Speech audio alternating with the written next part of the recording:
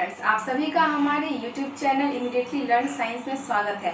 आज मैं आप लोगों को क्लास 10th के बायोलॉजी का फर्स्ट चैप्टर जिसका नाम है लाइफ प्रोसेस, उसका थर्ड क्लास लेने वाली हूँ। पिछले क्लासों में हम लोग ने जाना था फोटोसिंथेटिक्स प्रोसेस को। अब हम लोग जानेंगे इस क्लास में कि फोटोसिंथेटिक्स प्रोसेस होता कहाँ है, ये प्रोसेस पूरे कहाँ पे होता है, किस जगह पे पेड़ पौधे के किस भागों में होता है, उसे पूरे डिटेल से हम लोग समझेंगे।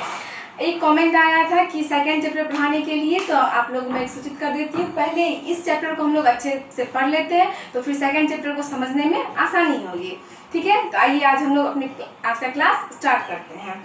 हम लोग आज क्या पॉइंट है, प्रकाश संश्लेषण का स्थान, मतलब ये जो फोटोसिंथेटिक्स प्रोसेस हो रही है ये कहाँ हो रहा है, किस जगह पे हो रहा है ये फोटोसिंथेटिक्स प्रोसेस। ठीक है, तो अब हम लोग इस प्रोसेस का स्थान को जानेंगे। यहाँ क्या, प्रकाश संश्लेषण की क्रिया या प्रकाश संश्लेषण की क्रिया प्रारंभ से अंत तक क्लोरोप्लास्ट में ही होती है। ठीक है, मतलब फोटोसिंथेटिक्स का जो प्रोसेस स्टार्ट हो रहा है, जहाँ से वो स्टार्ट होता है जिस स्टेज से, वहां से लेके जब तक वो खत्म होता है, खत्म होने तक वो क्लोरोप्लास्ट में ही होता है। किसमें होता है, इस क्लोरोप्लास्ट में। अब आप सोच रहे होंगे कि ये क्लोरोप्लास्ट क्या है। क्लोरोप्लास्ट, क्रोमोप्लास्ट, ल्यूकोप्लास्ट, ये सब टाइप्स होता है। ये सब हम लोगों ने क्लास 9th में पढ़ा था। ठीक है, तो आज इसके बारे में मैं थोड़ा सा बताऊंगी, पहले हम इसको समझ लेते हैं। ठीक है, यहाँ क्या है, प्रकाश संश्लेषण की क्रिया प्रारंभ से अंत तक क्लोरोप्लास्ट में ही होती है। क्लियर है, पूरे सटीक लैंग्वेज में लिखा हुआ है, सीधे लैंग्वेज में आप लोग सब समझ जाएंगे। उसके बाद क्या है, पत्तियों के पेलिसेड तथा स्पंजी पैरेन्काइमा में अनेक क्लोरोप्लास्ट भरे रहते हैं। अब देखिए, ये पत्ती जो है, पत्ती लीफ मतलब पेड़ पौधा का जो लीफ होता है, उस लीफ के जो ना पेरिसेड, अब हम लोग लीफ का जो इंटरनल स्ट्रक्चर होता है उसको मैं यहाँ पे बताई हूँ। ठीक है, इस स्ट्रक्चर को हम लोग देखेंगे अच्छे से। पहले यहाँ क्या, पत्तियों के पेलिसेड, पत्तियों के पेलिसेड। अब यहाँ हम लोग देखते हैं पेलिसेड का, ये पेलिसेड पैरेन्काइमा, ये है ना पेलिसेड, ये क्या होता है हम लोग का पत्ती का पेलिसेड, ये सब क्या है, पेलिसेड है। क्लियर है, इस पत्ती के पेलिसेड तथा स्पंजी पैरेन्काइमा, और स्पंजी पैरेन्काइमा कहाँ है, यहाँ, ये सब क्या है, स्पंजी पैरेन्काइमा, ये सब जितने भी सारे हैं इसमें पैरेन्काइमा, ये क्या है, इसे क्या कहते हैं लोग, स्पंजी पैरेन्काइमा में अनेक क्लोरोप्लास्ट भरे रहते हैं। इस पेलिसेड और इस स्पंजी पैरेन्काइमा में बहुत सारे क्लोरोप्लास्ट रहते हैं। अब इसमें जानेंगे आप लोग क्लोरोप्लास्ट कौन, ये जो मैं डॉट से डिनोट किया ये सारे क्या है, क्लोरोप्लास्ट। ठीक है, इन सब ये है कि बहुत सारे क्लोरोप्लास्ट रहते हैं किसमें, तो हमेशा याद रखना, पत्ती के पेलिसेड और स्पंजी पैरेन्काइमा में बहुत सारे क्लोरोप्लास्ट उपस्थित रहते हैं। ये क्लियर हो गया, स्टेप बाय स्टेप हम लोग लेके चलेंगे। उसके बाद क्या है, क्लोरोप्लास्ट में क्लोरोफिल वर्णक पाए जाते हैं। क्लोरोप्लास्ट में क्लोरोप्लास्ट ये सब हुआ, ये डॉट डॉट से जो दर्शाया हुआ है, इससे पेलिसेड में और ये स्पंजी पैरेन्काइमा में जो भी डॉट डॉट से दर्शाया गया, ये सब क्या है, क्लोरोप्लास्ट। इस क्लोरोप्लास्ट में क्लोरोफिल वर्णक पाए जाते हैं। क्लोरोफिल वर्णक, अब आप लोग जानते हैं ये क्लोरोफिल क्या है, तो मैं क्लोरोफिल को भी एक डिटेल में बताने वाली हूँ। आप लोग पहले बस इसको पॉइंट बाय पॉइंट समझते जाइए। ठीक है, क्लोरोफिल वर्णक पाए जाते हैं। फिर क्या है, ये पौधे के हरे भागों जैसे पत्तियां या कोमल तने में पाए जाते हैं। अब ये जो लाइन लिखा हुआ है, ये पौधे के हरे भागों, पत्तियां, कोमल तने, ये सब जो लाइन लिखा हुआ है, यही लाइन क्लोरोप्लास्ट को डिफाइन करेगा। ठीक है, एक क्लोरोप्लास्ट मतलब क्या होता है, क्लोरोप्लास्ट जो है एक लवक है, लवक। ठीक है, लवक का एक प्रकार है। लवक मतलब प्रकार क्या होता है, 3 प्रकार होता है लवक का, एक क्लोरोप्लास्ट होता है, क्रोमोप्लास्ट होता है, ल्यूकोप्लास्ट होता है। जिसमें कि क्लोरोप्लास्ट क्या है, ये एक इसमें जो ना पिगमेंट रहता है, किसका, क्लोरोफिल पिगमेंट रहता है। ठीक है, ग्रीन पिगमेंट, इसको हम लोग क्या कहते हैं, क्लोरोफिल। और ये क्लोरोप्लास्ट जो है हरे भागों में ही पाया जाता है। ठीक है, हरे भाग जैसे पत्तियां या कोमल तनु में ये पाया जाता है।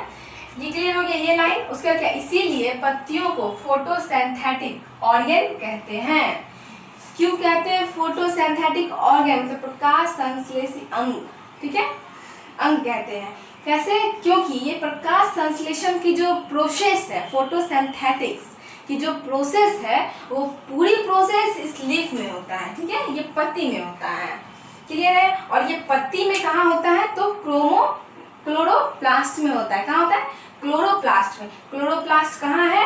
पैलिसेड और ये स्पंजी पैरेन्काइमा में बहुत सारे क्लोरोप्लास्ट है। और क्लोरोप्लास्ट का कौन सा वर्णक होता है? क्लोरोफिल वर्णक उसमें पाए जाते हैं। और ये क्लोरोफिल वर्णक कहाँ पाए जाते हैं? तो हरे पत्तियां या कोमल तने में। ये सब क्लियर हो गया। अब आपको समझ में आ गया होगा कि ये क्लोरोफिल में कहाँ पे होता है? ये फोटोसिंथेटिक्स ऑर्गन, ये लीफ को क्यों कहते हैं हम लोग, है ना?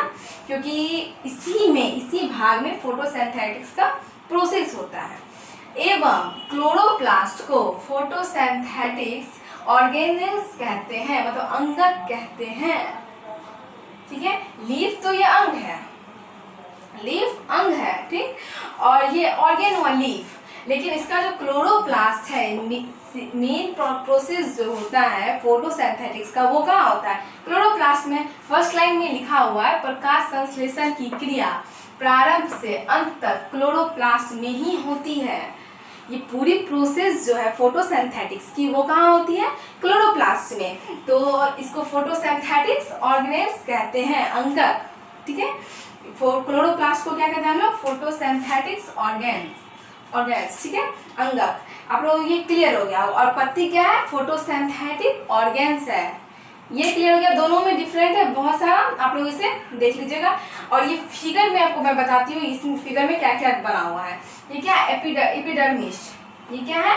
हम लोगों का एपिडर्मिस है। ये पैलिसेड पैरेन्काइमा है, जिसमें कि बहुत सारे क्लोरोप्लास्ट है। उसके बाद ये जाइलम है, ये फ्लोएम है। और ये जाइलम फ्लोएम क्या होता है, ये सभी मैं बताऊंगी। उसके बाद ये सब जो दिया हुआ है, ये क्या? स्पंजी पैरेन्काइमा है। फिर ये नीचे का जो दिया हुआ है, ये नीचे का लेयर है, ठीक है। यहाँ पे स्पेस छोड़ा हुआ है, यहाँ पे है ना, ये स्पेस का स्टोमाटा है। अब आप सोचते हो ये स्टोमाटा क्या है? स्टोमाटा क्या है? आप लोग पहले इसे नोट कर लीजिए या स्क्रीनशॉट ले लीजिए। और ये फिगर बहुत इंपॉर्टेंट है, इसे भी आप लोग बना लीजिएगा। फिर मैं आपको बताती हूँ ये स्टोमाटा क्या होता है, ठीक है। आप लोग इसे नोट कर लीजिए।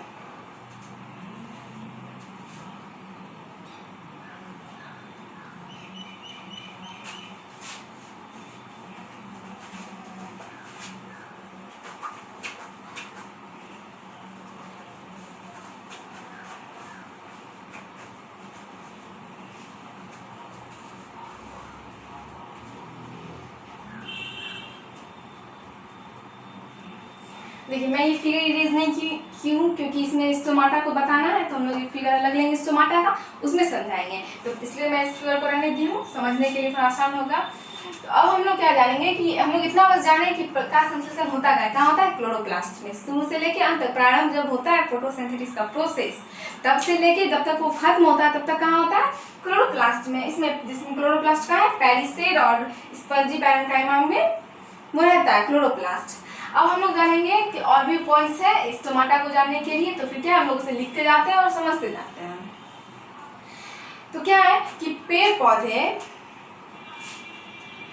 पत्ती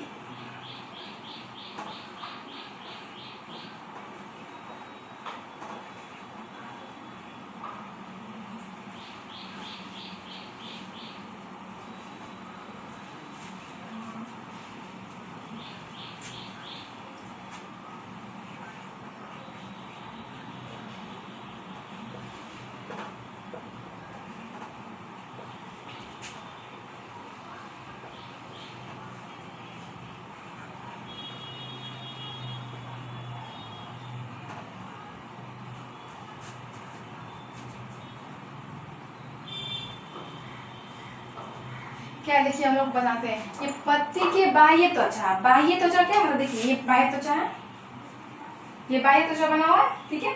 और इस बाह्य त्वचा पे जो होता है, या इसको एपिडर्मिस भी कहते हैं, इसको क्या एपिडर्मिस भी कहते हैं या बाह्य त्वचा भी कहते हैं, ठीक है। इस पे जो है ना, पत्तियों के बाह्य त्वचा या एपिडर्मिस में रंग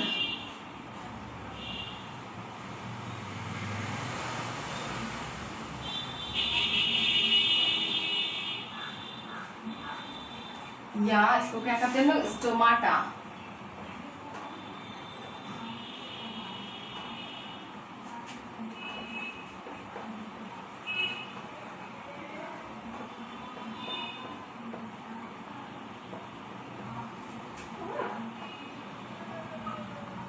देखिए ये क्या है, पत्ती की बाह्य त्वचा। बाह्य त्वचा कौन हो गई, ये हो गई, और ये नीचे से ये हो गया, ठीक है।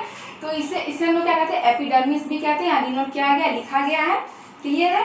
और इस एपिडर्मिस में क्या होता है, रंध्र होते हैं, रंध्र। ये रंध्र गैप दिया हुआ, इसी को रंध्र कहते हैं। क्या कहते हैं, स्टोमाटा। स्टोमाटा में किसे लिखते हैं, कैसे लिखते हैं, ये स्टोमाटा। इसी पत्ती के बाह्य एपिडर्मिस के में जो रंध्र होता है, इसी को क्या कहते हैं, स्टोमाटा कहते हैं। अब आपको ये समझ में आ गया कि स्टोमाटा है कहाँ पे, पता चल गया कहाँ पे, एपिडर्मिस, मतलब क्या, बाह्य त्वचा पे, है ना।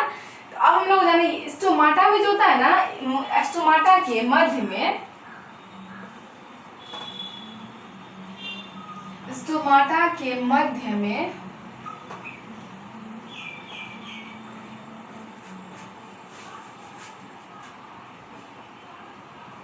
एक छिद्र,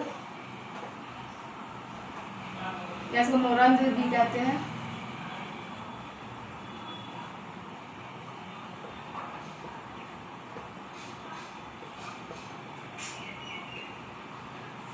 स्टोमाटा के मध्य, मतलब स्टोमाटा का जो होता है, हम लोग फिगर भी बनाएंगे स्टोमाटा का, उसके बीच में एक छिद्र पाया जाता है ना।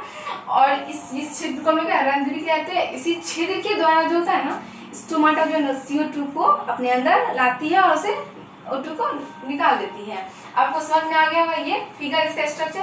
तो अब हम लोग इसके बारे में और जानने से पहले इसका फिगर बनाएंगे और इसके बारे में फिर हम लोग लिखेंगे।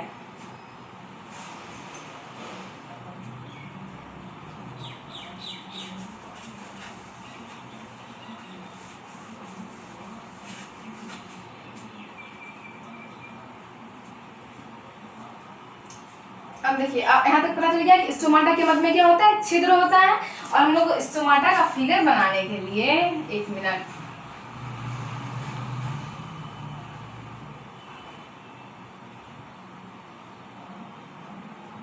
ये क्या आ गया, छिद्र हो गया। उसके बाद हम लोग और लेयर देते हैं,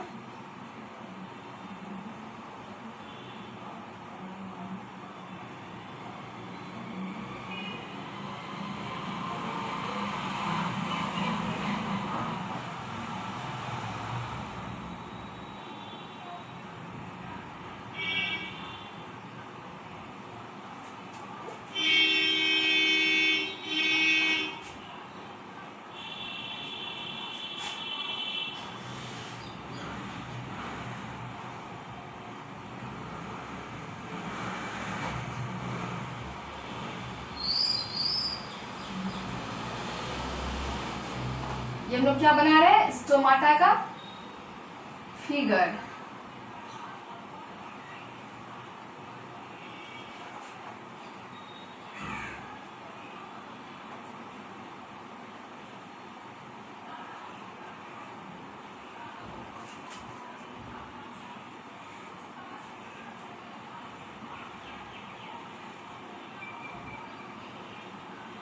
देखिए, ये तो स्टोमाटा का फिगर हुआ। अब इसमें कई आप सोचते हो कि छिद्र कहाँ है, इसे हम लोग क्या कहते हैं, छिद्र या फिर रंध्र, ठीक है।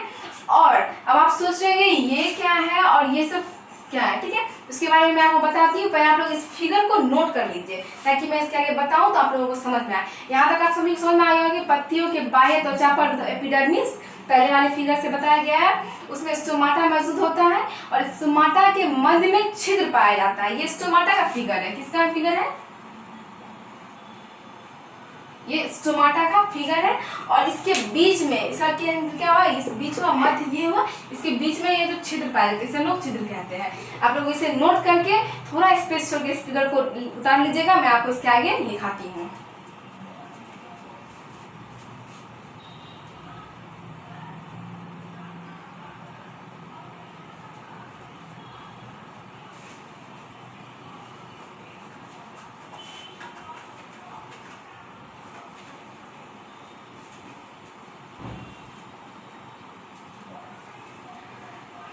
अब देखिए हम लोग कहाँ तक पहुंचे थे, किसी केंद्र में छिद्र पाया जाता है ना, स्टोमाटा का छिद्र पाया जाता है। अब देखिए ये जो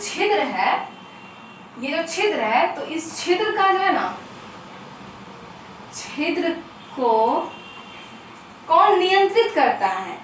तो आप सोच रहे होंगे कि अब हम लोग को कंट्रोल में रखने के लिए हमारे पेरेंट्स है ना, तो इसको नियंत्रण में करने के लिए क्या होता है, एक सेल है जिसको हम लोग कहते हैं गार्ड सेल, और हिंदी में कहते हैं इसको द्वार कोशिका। तो गार्ड सेल है ये जो फिगर दिया हुआ है, ये फिगर जो बना हुआ है हम लोगों का, ये फिगर दोनों साइड से जो बना, इसे मैं डबल कर रही हूँ फिर से, ये फिगर जो दोनों तरफ से, इसको हम लोग हिंदी में क्या कहते हैं, द्वार कोशिका,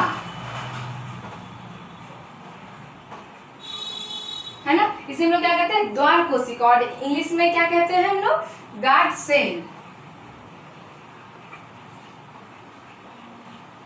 गार्ड सेल, ये गार्ड सेल जो है इस छिद्र को नियंत्रित करती है। आप सोच रहे हैं ये कैसे नियंत्रित करती है इसको, तो अब हम लोग इसे भी बताएंगे। पहले हम लोग इस लाइन को लिख लेते हैं, छिद्र को द्वार कोशिका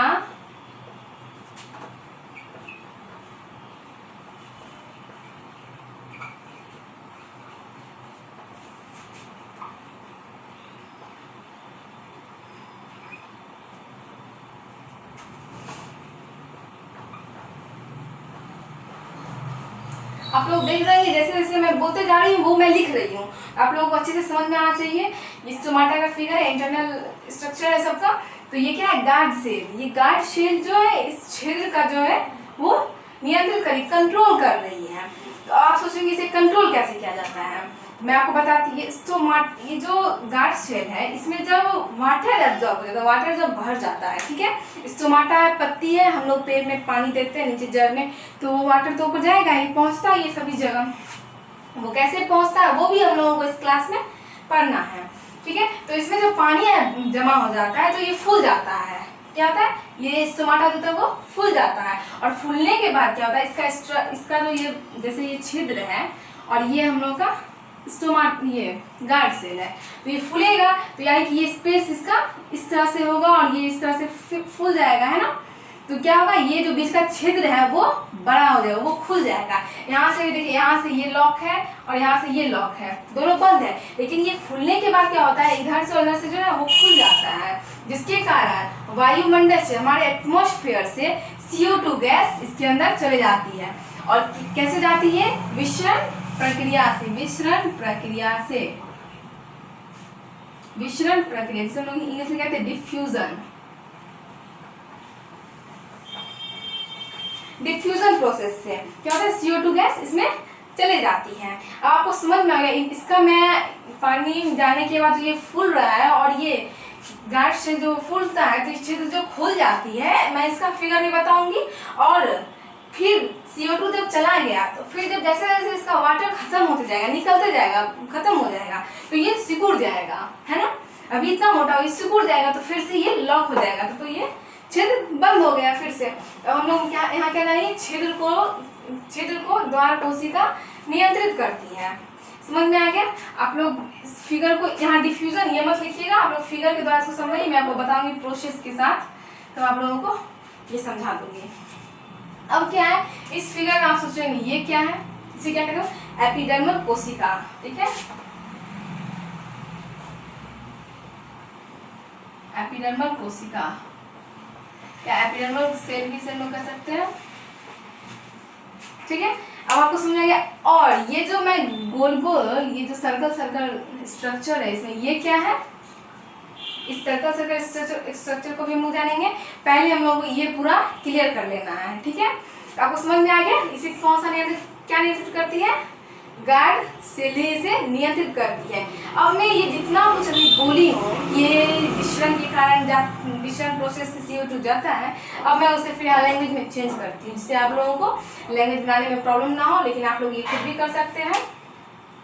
तो हम लोग ये लिखते हैं,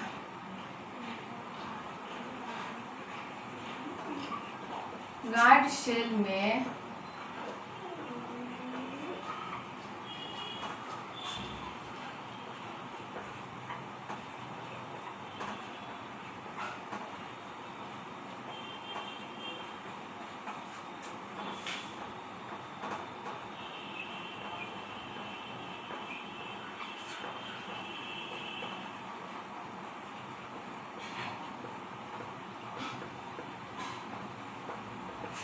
देखिए गार्ड सेल में पानी जाने पर वो फूल जाता है, जिससे छिद्र खुल जाती है छिद्र। उसके बाद क्या होगा, इसीलिए इससे छिद्र जो था वो खुल जाता है। इसी वजह से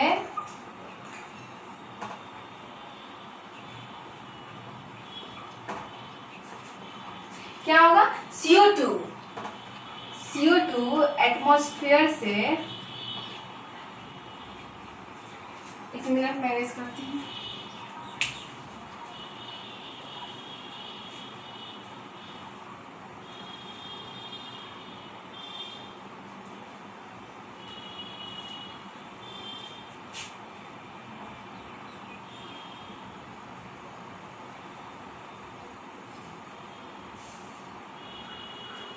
आप पहले यहाँ देख लीजिए, यहाँ तक क्या है, गार्ड सेल में पानी जाने पर वो फूल जाता है, ठीक है, और जिसकी छिद्र खुल जाती है। इसी वजह से CO2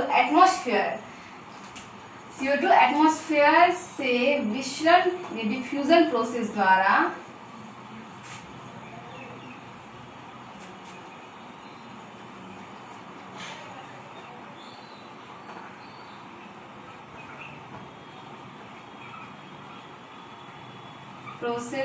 द्वारा स्टोमाटा में प्रवेश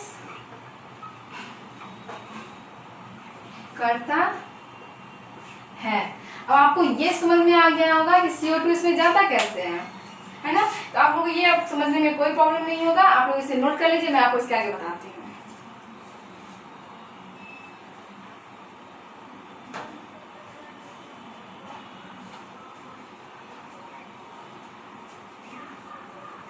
ये स्टोमाटा का फिगर था। और क्या है, मैं आपको एक चीज बताना भूल गई कि ये जो गोल गोल ऐसे में क्या कहेंगे, क्लोरोप्लास्ट।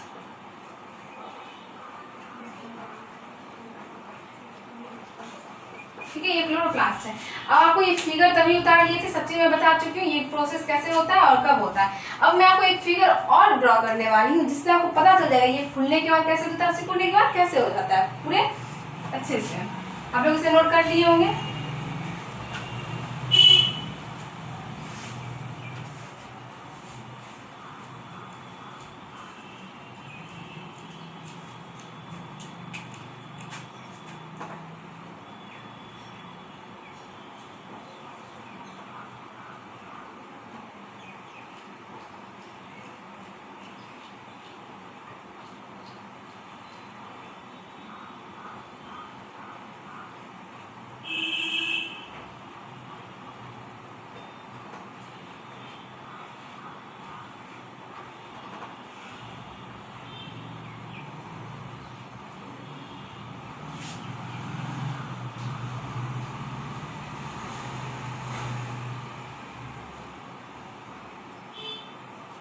ये स्टोमाटा का फिगर है, और ये कैसा है, बंद स्टोमाटा है। क्या है, क्लोज स्टोमाटा। अब ये क्लोज स्टोमाटा कैसे है, तो हम लोग जानते हैं ये क्या है, गार्ड सेल है, और इस जो मैं ड्रॉ कर रही हूँ ये क्या है, क्लोरोप्लास्ट है। ये क्या है, छिद्र है। ये क्या है, एपिडर्मल कोशिका है। ये सब आपको समझ में आ चुका है। ये हम लोग का गार्ड सेल है। तो इसमें अभी क्या है, वाटर नहीं है ना, वाटर नहीं है, जिसके कारण ये फुला हुआ नहीं, सिकुड़ा हुआ है, जिसके कारण ये लॉक है। यहाँ से भी ये लॉक है और यहाँ से भी लॉक है। अभी इसमें ये CO2 जो है नहीं जा पाएगी, क्योंकि ये बंद है। समझ में आ गया। अब एक और फिगर मैं बनाती हूँ।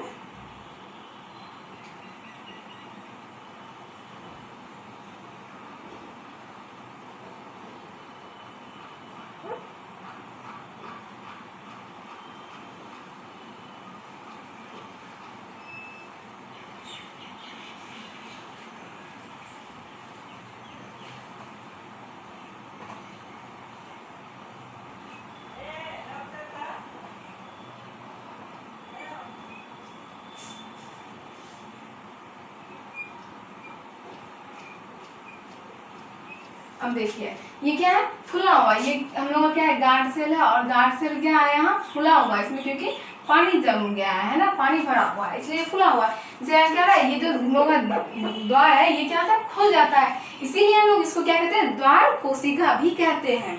क्लियर है? ये खुल गया तो अभी डिफ्यूजन प्रोसेस के द्वारा क्या होगा, डिफ्यूजन प्रोसेस के द्वारा इसमें CO2 प्रवेश करेगा।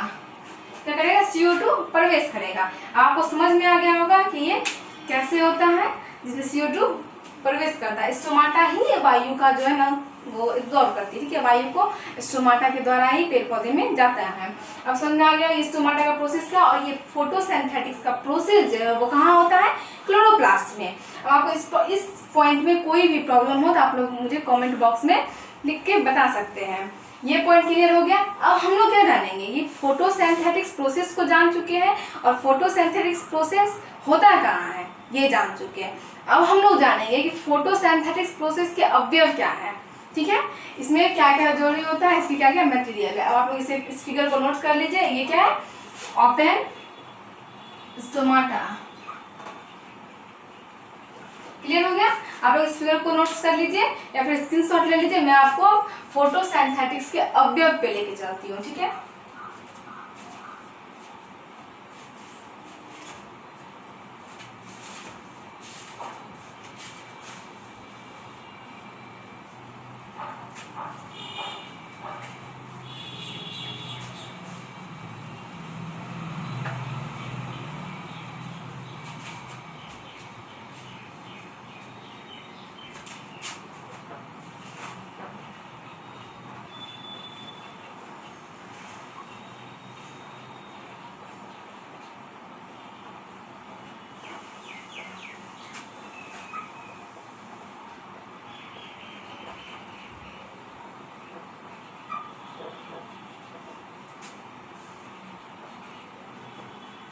ये क्या है, प्रकाश संश्लेषण के आवश्यक अवयव है ना।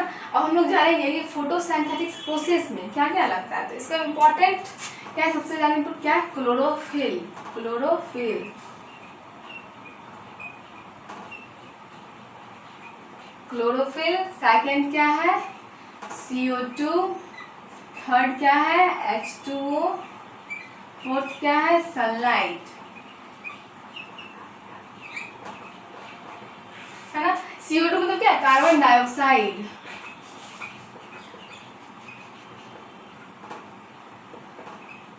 Carbon dioxide. H2O क्या है, वाटर। अब क्लियर हो गया। अब हम लोग ये जानेंगे कि इस प्रोसेस फोटोसिंथेटिक्स प्रोसेस में ये सब जो अवयव है इन सब का क्या इसमें इम्पोर्टेंस है, किस मतलब कि जैसे क्लोरोफिल है, क्लोरोफिल का इस फोटोसिंथेटिक्स प्रोसेस में क्या इंपॉर्टेंस है हम लोग ये जानेंगे। CO2 का क्या इंपॉर्टेंस है ये जानेंगे, H2O का जानेंगे और सनलाइट का जानेंगे, ठीक है। आप लोग इसे इस तरह से पॉइंट करके लिख लीजिए। अब मैं आपको लेके चलने वाली हूँ इस क्लोरोफिल पे, ठीक है। तो क्लोरोफिल में आपको क्या बताइए, क्लोरोप्लास्ट का जो है वो क्लोरोफिल वर्णक है ना, एक पिगमेंट है क्लोरोफिल। अब हम लोग को जाना है ये क्लोरोफिल जो है किस तरह से फोटोसिंथेटिक्स प्रोसेस में इंपॉर्टेंस दे रहा है अपना, ठीक है। तो आप लोग इस पर नोट कर लीजिए, मैं आपको बताती हूँ क्लोरोफिल पे।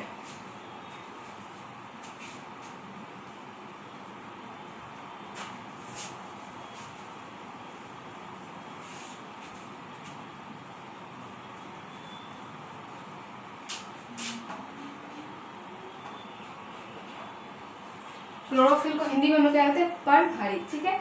तो हम लोग क्या कहते हैं क्लोरोफिल। क्लोरोफिल में सिर्फ केवल क्लोरोफिल में ही ऐसी शक्ति है जो कि वो सौर ऊर्जा को कहते हैं रासायनिक ऊर्जा में कन्वर्ट कर देता है। सौर ऊर्जा को, सोलर एनर्जी को, सोलर एनर्जी को किसमें कन्वर्ट कर देता है, केमिकल एनर्जी में।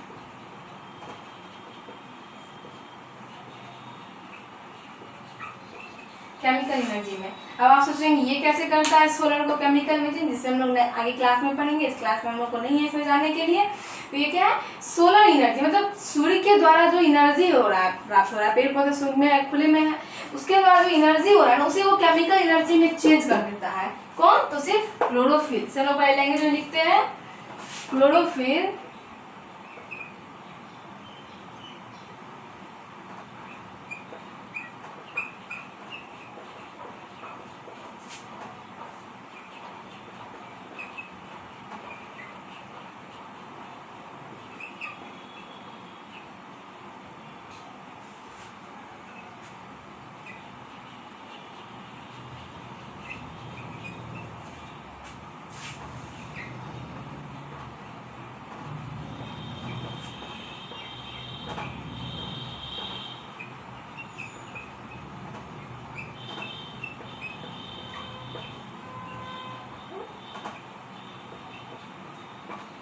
देखिए यहाँ क्या, क्लोरोफिल जो है सौर ऊर्जा को रासायनिक ऊर्जा में बदलने की क्षमता रखता है ना। मतलब ये क्लोरोफिल जो है सोलर एनर्जी को केमिकल एनर्जी में चेंज कर सकता है, ठीक है।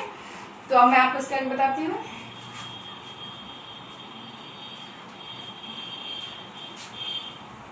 और इससे पहले जो मैं पॉइंट्स बना रही थी प्रकाश संश्लेषण के स्थान, उसमें मैं बताई थी कि क्लोरोफिल सिर्फ हरे पेड़ पौधों में पाता है, पेड़ पौधों के हरे भागों में ही पाया जाता है। ये पॉइंट्स बहुत इंपॉर्टेंट है, आप लोग इसे याद रखिएगा। क्लोरोफिल हमेशा पेड़ पौधों के ग्रीन पार्ट्स में ही पाया जाता है। तो इस पॉइंट्स को मैं आप फिर से लिख देती हूँ, क्योंकि हम लोग क्लोरोफिल पढ़ा है, जिसके बारे में सारी जानकारी को एक जगह लिखने में बेहतर फील करेंगे, ठीक है। क्लोरोफिल सौर ऊर्जा को रासायनिक ऊर्जा में बदलने की क्षमता रखता है। क्लोरोफिल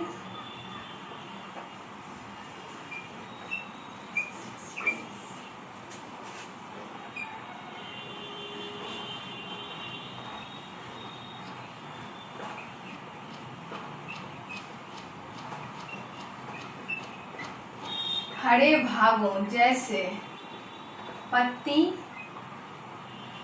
पत्तियां या कोमल तने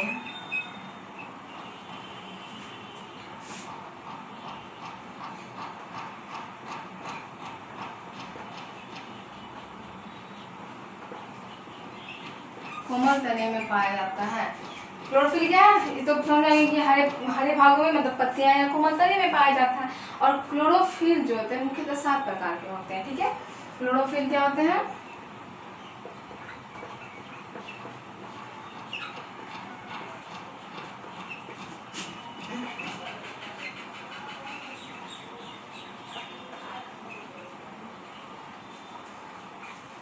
कौन कौन है। फर्स्ट क्या है, क्लोरोफिल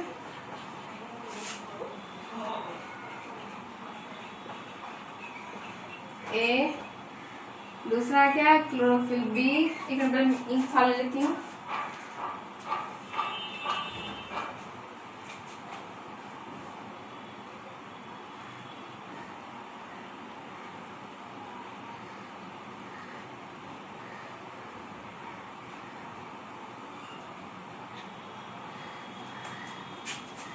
क्या है, क्लोरोफिल 7 प्रकार के होते हैं। क्लोरोफिल ए, क्लोरोफिल बी, तीसरा क्या है क्लोरोफिल सी, चौथा है क्लोरोफिल डी, इसी तरह से ई एफ जी एस तक होता है, टीटीसी। समझ में आ गया होगा, ये सब पार्ट्स हुए। अब क्लोरोफिल में यहाँ तक कोई प्रॉब्लम नहीं है। और इस क्लोरोफिल का एक बहुत इंपॉर्टेंट पॉइंट है जो मैं आपको इसके बाद दिखाने वाली हूँ, आप लोग इसे नोट कर लीजिए, फिर मैं आपको बताती हूँ वो क्या इंपॉर्टेंट पॉइंट्स है।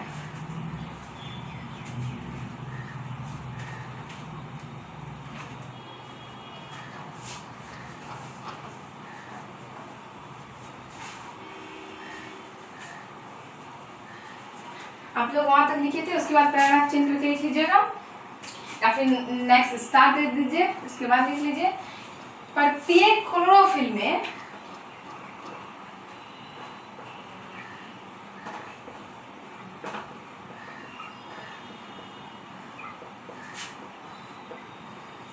टेट्रापाइलोडिक रिंग पाया जाता है।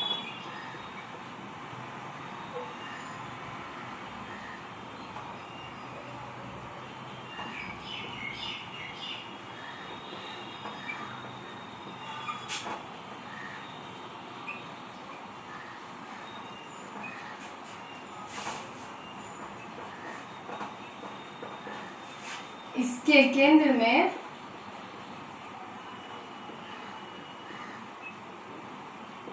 मैग्नीशियम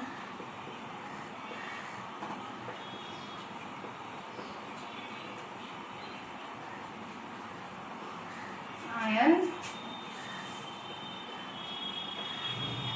मौजूद होता है। हम देखिए क्लोरोफिल, हर एक क्लोरोफिल में, ठीक है, टेट्रापाइलोडिक रिंग पाया जाता है। टेट्रापाइलोडिक रिंग पाया जाता है और इस टेट्रापाइलोडिक रिंग के जो केंद्र में, सेंटर में जो कहता है मैग्नीशियम आयन मौजूद होता है। क्लियर है, इस पॉइंट को आप लोग नोट कर लीजिए। और हम लोगों को ये जानना है कि क्लोरोफिल का खोज किसने किया पहली बार, इसको भी एक स्टार में लिख लीजिए।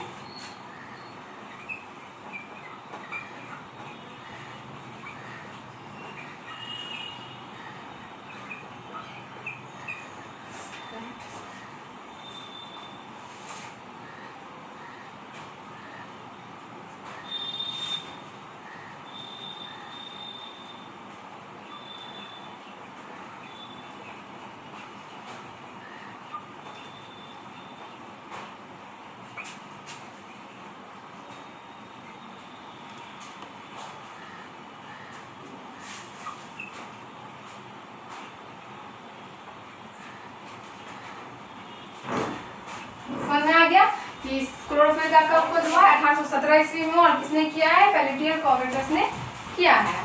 ठीक है, तो समझ आ गया कि क्लोरोफिल का खोज कब हुआ, किसने किया, और क्लोरोफिल के बारे में हम लोग सारी इंफॉर्मेशन ले चुके हैं। अब हम लोगों का सेकेंड नंबर क्या था? CO2। अब हम लोग जानेंगे CO2 के बारे में। ठीक है, आप लोग इसे नोट कर लीजिए।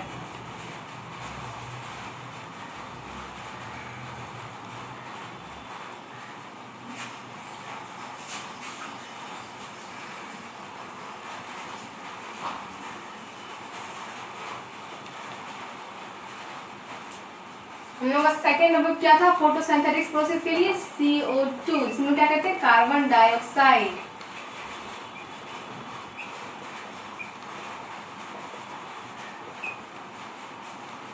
Carbon dioxide. CO2 के बारे में आप सभी बहुत कुछ जानते होंगे। CO2 हमारे एटमॉस्फेयर में पाया जाता है, एयर ऑफ मतलब एयर हमारे वायुमंडल में एयर में पाया जाता है। O2, CO2, नाइट्रोजन, ये सब गैसेस मौजूद होती हैं। CO2 कार्बन डाइऑक्साइड जो है वो हमारे एटमॉस्फेयर में, मतलब हमारे एटमॉस्फेयर जो है ये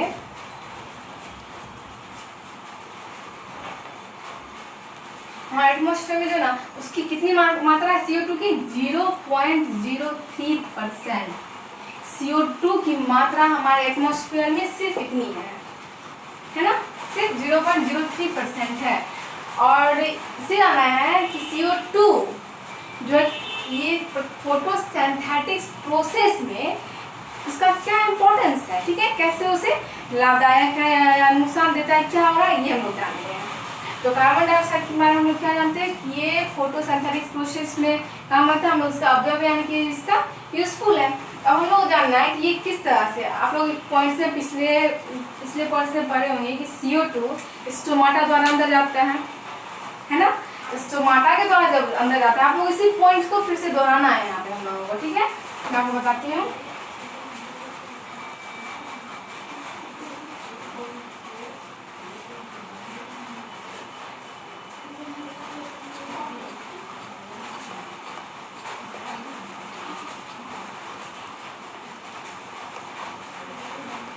हम लोग क्या जानते हैं? CO2 पौधों के पत्तियों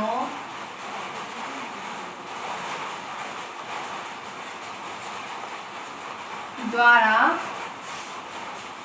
पौधों में पत्तियों द्वारा प्रवेश करता है। पता चल गया, पत्ती का हम लोग स्ट्रक्चर देखे थे लीफ का, उसमें क्या थे? स्टोमाटा पार्ट, स्टोमाटा के द्वारा ही वो अंदर प्रवेश करता है। क्लियर हो गया? अब CO2 जब प्रवेश किया तो यहाँ से जब प्रवेश करता है धीरे धीरे वो कहता है क्लोरोप्लास्ट तक पहुंचता है। ठीक है, फिर वह क्लोरोप्लास्ट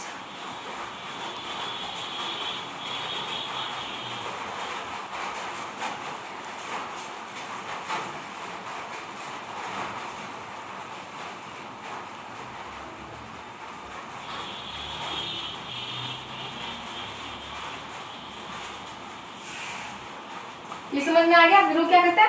क्लोरोप्लास्ट तक पहुंच जाता है। और क्या हमारे वायुमंडल में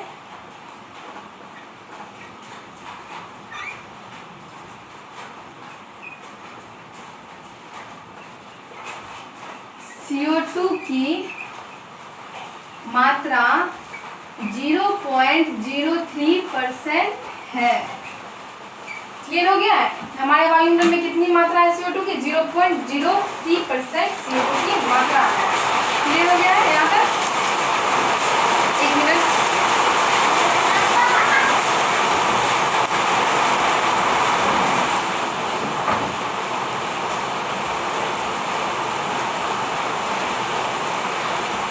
यहाँ तक आप लोग लिख चुके होंगे।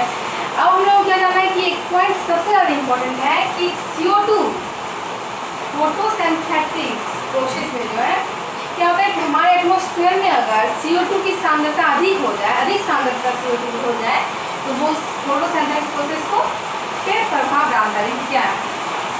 CO2 की वायुमंडल में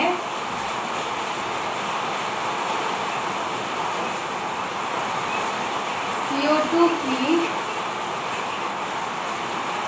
अधिक सांद्रता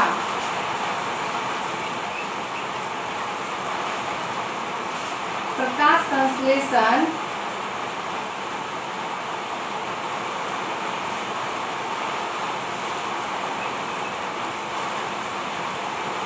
क्रिया को प्रभावित करता है।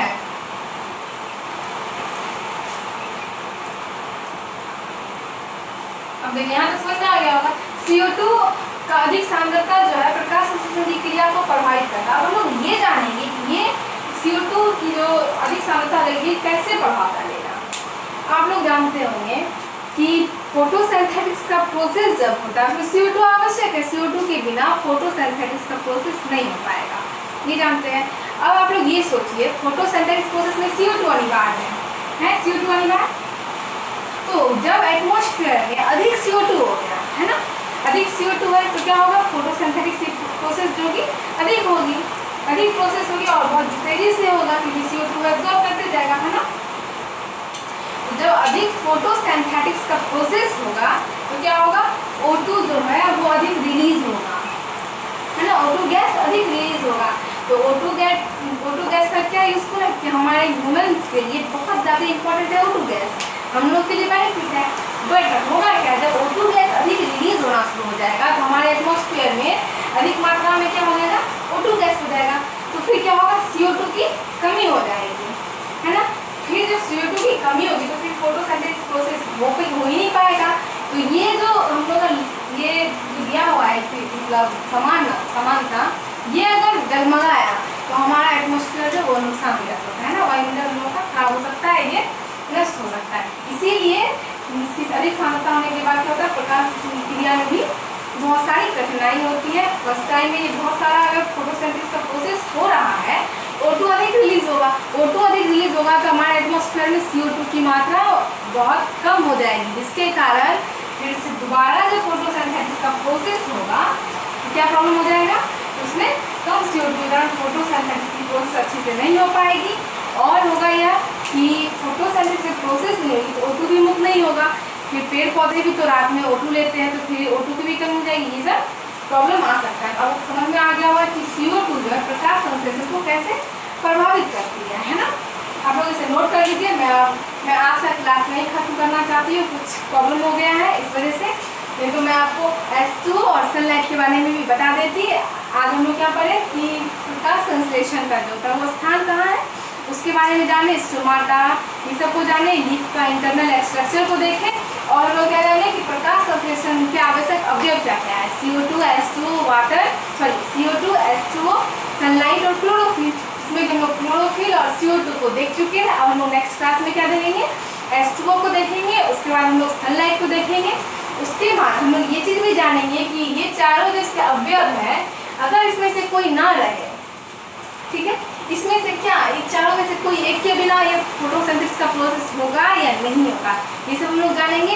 आज का वीडियो अगर आप लोगों को पसंद आया होगा तो प्लीज़ वीडियो लाइक कर दीजिएगा और उसके बाद इसमें जहाँ भी किसी को प्रॉब्लम होगा तो आप मुझे कमेंट बॉक्स में कमेंट कर सकते हैं। Thanks and bye.